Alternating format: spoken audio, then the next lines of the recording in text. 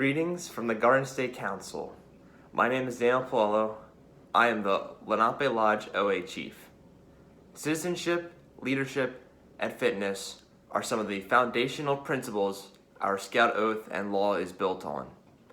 The Garden State Council presents leadership lessons from leaders in the scouting movement from here in South Jersey and beyond. We look to explore what it means to be a leader.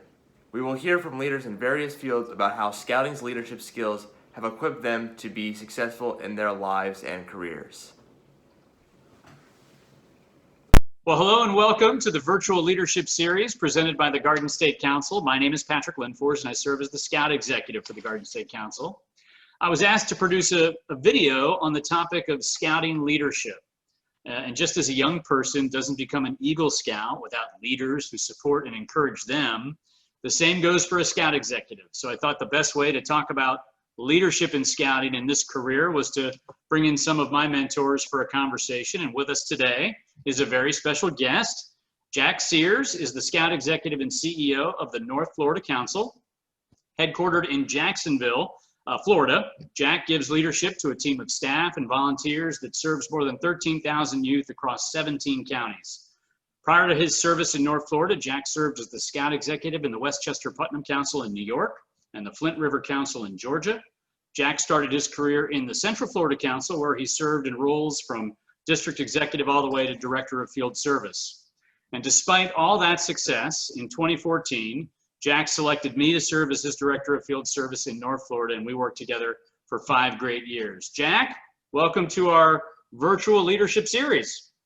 Outstanding. Thank you, Patrick. I'm looking forward to this. It's always good to be with you. Yes. Awesome. Awesome. So the folks watching this are either members of Scouts BSA or they're troop leaders. And I thought we'd start with a little leadership discussion in a troop setting. How would you define leadership? How do you define leadership? And how do you think scouting impacts a young person's ability to do that? Outstanding question. You know, I think fundamentally at the core of what scouting is we are a positive youth leadership development organization. You think about it, everything from the Scout Oath and Scout Law, those values that are embedded in those 40 words, and you think about the structure, a Scouts BSA troop and the structure of our patrols and the Patrol Leadership Council. It all lends itself to how do we create an environment to teach young people positive youth development through leadership. And so from my perspective, my definition of leadership is that it's an art. It's the art of taking someone or some organization to a place that they've never been before.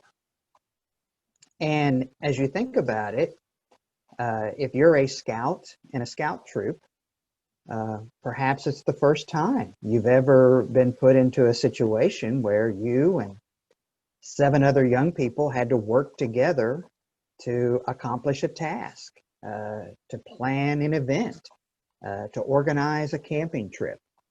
The art of that group process is taking you to a place you've never been before.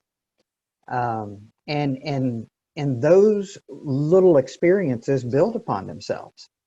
Once you get really good at the patrol level to plan that camping trip or plan that event or plan that troop meeting, when you are seen and when you demonstrate that you can play nice in the sandbox with everyone else in the patrol and you can create a vision where everybody understands their role and they're all supporting each other and working to move the needle forward, well, then additional responsibility comes your way, you know?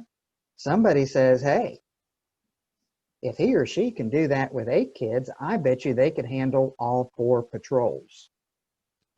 And then the next thing you know, you're teaching NYLT or you're on the summer camp staff, who knows? So I think scouting is just a great laboratory for young people to experience leadership, to practice leadership. And look, if you make a mistake, which we all have been there and done that, Well, we're in a safe place where we can learn from it, and there are caring and guiding adults that will help us understand that, reflect on it, and avoid it from going further. Report to the print shop. Admin team. Did you just get called to the principal's office?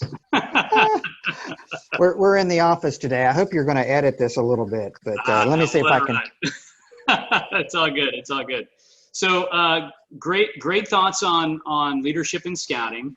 So now I know you represent all the Star Scouts of the world, while some of us represent all the Eagle Scouts of the world, but we're both products of the program. I understand that. Yeah.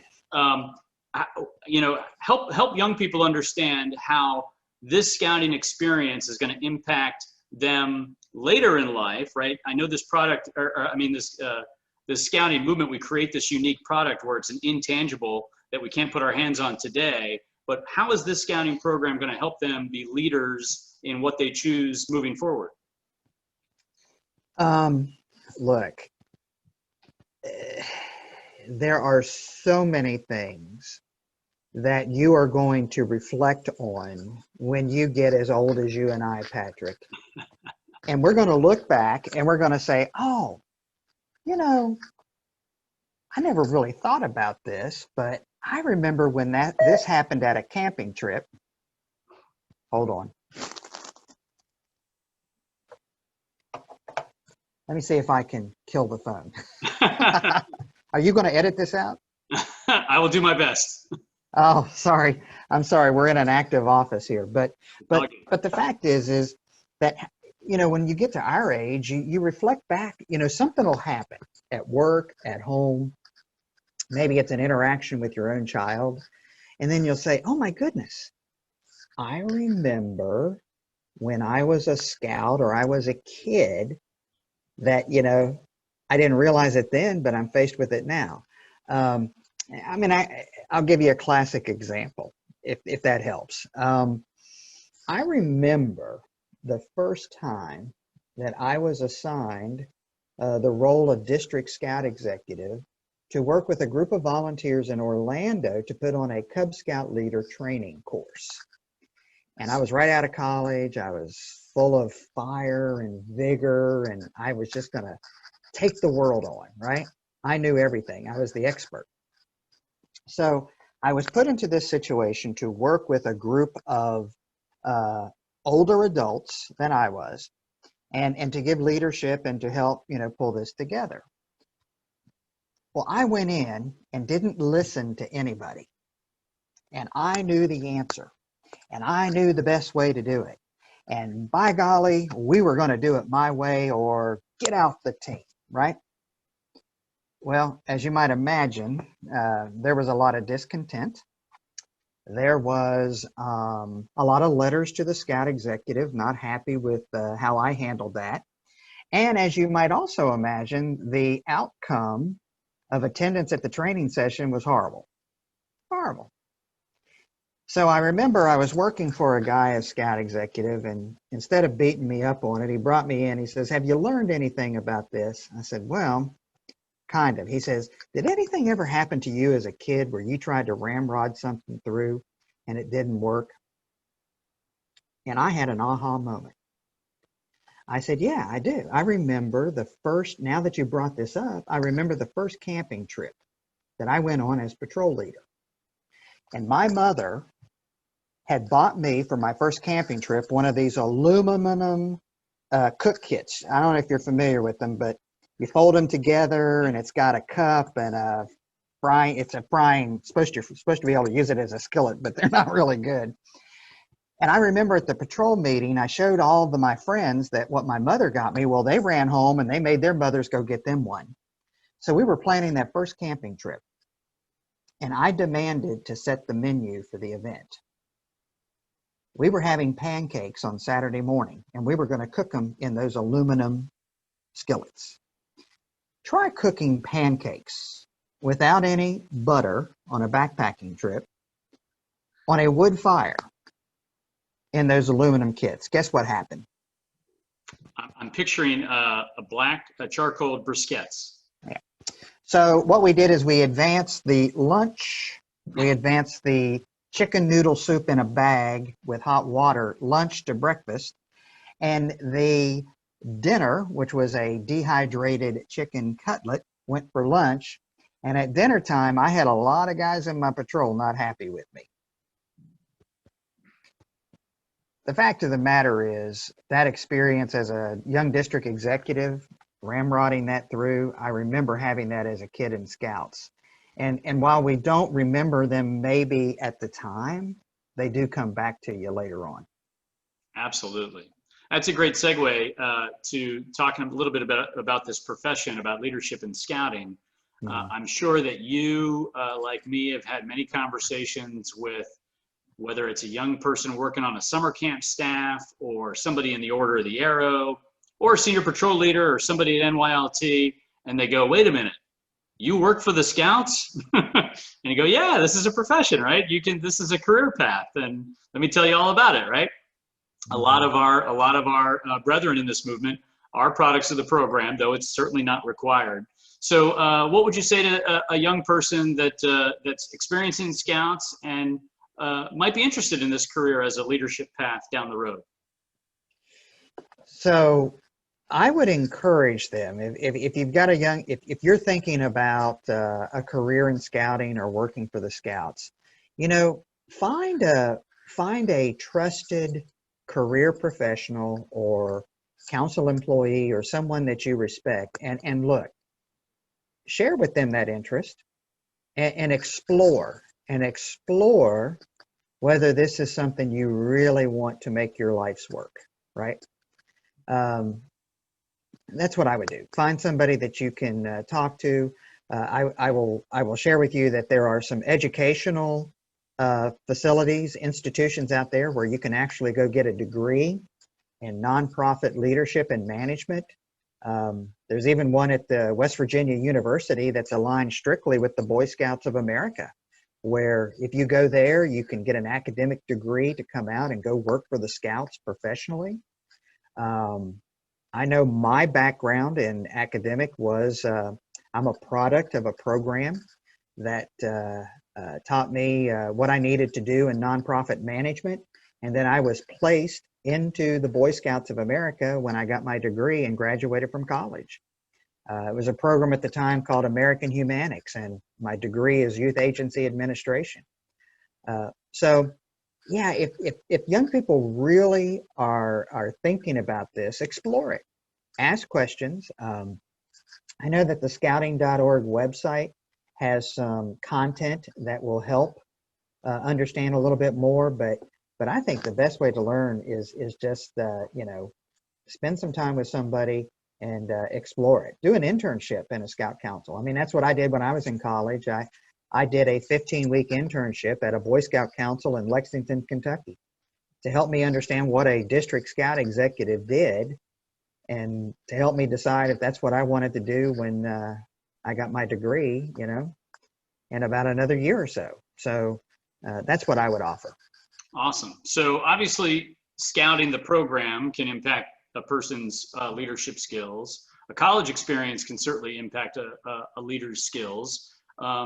But I know that knowing you, I know that even today, you're always trying to improve your leadership skills, right? So how does one foster their leadership abilities, even at the point, whether it's a point like in my career or a point in your career? Yeah, so are you telling me, Patrick, that an old dog can't learn a new trick? Exactly. I think, what a great question. And if you're being honest with yourself, I think that if you ever get into a position as a leader where you wake up and you think that you haven't learned anything new that day, it may be time for you to step out of that role. Because I find that every day presents itself with a different challenge and a different opportunity, not only to get the work done, but to learn something new. One of my favorite authors is Stephen Covey, and in the 7 Habits of Highly Effective Leaders, Covey refers to that effective leaders sharpen the saw on a regular basis. Sharpening the saw means that you're always learning. You're always wanting to find a new way to skin that activity, right? And you're always open to the idea that something might be different than what you're thinking. I do a lot of reading. Sadly, it's not reading for enjoyment, but a lot of business books and things like that, which probably doesn't make me a well-rounded person, right? I probably need to read some fiction and nonfiction. But I do that to help me understand how I can improve in my leadership. I also think that having a mentor, having people that you can bounce ideas off of, very important. And even, I got 35 years of professional scouting under my belt. I still have a group of men and women that I connect with on a regular basis who are scouting employees and non-scouting employees. And many times it's just bouncing off ideas. Sometimes it's sharing frustrations. Sometimes it's, just having a good social opportunity to catch up. But I find energy in having those conversations to help me improve in my own leadership. Excellent. I don't think I've had any conversation about leadership that doesn't involve the thought that sharing, asking questions, and listening is clearly a part of quality leadership. So great point. Well, Jack, is there anything else that you wanted to share with the Scouts of the Garden State Council, whoever else may be watching this today on leadership? Well, here's what I would say. For those Scouts that are there in New Jersey, you got a great leader in Patrick Linfors. And I know that at this time in the history of the scouting movement, it's a very challenging and uncertain time, right? You have men and women who care deeply about you as a young person. And I'm convinced that the executive board of the Garden State Council cares about young people, and they've demonstrated that by hiring someone like Patrick Linfors. And so to the men and women who put on a scout uniform, and whether you're on the professional staff of that council or you're in the trenches on a weekly basis delivering the Scout Oath and Law, you're a hero. You are appreciated and you're admired. And I just say keep on keeping on, because at the end of the day, scouting happens in this country every 7 days. Young people show up at a meeting, and then young people make a decision to return to that meeting, whether it's a den, a pack, a patrol, a troop, a crew, or a post. And folks like Patrick Linfors and everyone who wears the Scout uniform make it so. And so you guys are in good hands. That would be my parting shot on leadership. Appreciate it, Jack. Very kind and very appreciated. I should point out that the picture that is behind me here is part of the work that Jack and I did together. This is a great image of our Scouts at the St. John's River Base on Doctors Lake there in Orange Park. And this was a lot of fun as we impacted young people with a great outdoor adventure there at that location. So Jack, Jack, thank you for your leadership. Certainly, you've been a great mentor to me, and I appreciate you taking the time to visit with us today on this virtual leadership series. Thank you. Thank you, Patrick, and I apologize for the active nature of our office today, and hopefully the distraction from the phones and the people coming and going won't be too difficult for those listening in. Thanks. Not at all. Thank you. All right, good.